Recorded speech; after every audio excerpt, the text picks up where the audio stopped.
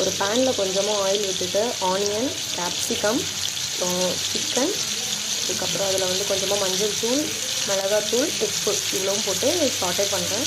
இது வந்து ஒரு பிளேட்டுக்கு மாற்றிக்கலாம். அது ஒரு 50% உங்களுக்கு வந்து வெந்தால் போதும். இதை வந்து ஒரு பிளேட்டுக்கு மாற்றி வச்சுருக்கேன். சேம் பேனில் கொஞ்சமாக ஆயில் போட்டுட்டு அதில் வந்து ஆனியன் நல்லா சின்ன சின்னதாக கட் பண்ணிக்கோங்க. இப்போ ஆனியன் நல்லா சின்ன சின்னதாக இதில் கட் பண்ணி ஆட் பண்ணியிருக்கேன்.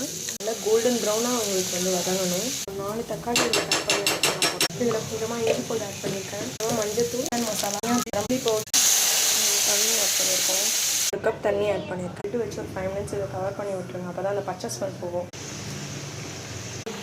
உப்பு ஆட் பண்ணியிருக்கேன். இதில் இப்போ சிக்கன் ஆட் பண்ணிடலாம். நம்ம எடுத்து வச்சோம் இல்லையா, ஹாஃப் குக் பண்ணியாது. இதில் எக்ஸ்ட்ராவாக கொஞ்சம் டொமேட்டோ சாஸ் மட்டும் மேலே ஆட் பண்ணிவிட்டு லிட்டு வச்சு கவர் பண்ணிக்கலாம். ஒரு 5 மினிட்ஸ்க்கு அப்புறமா ரெடி ஆகிடும். சூப்பராக ரெடி ஆகிட்டு நாங்கள் பரோட்டா சுட்டு சிக்கன் கிரேவி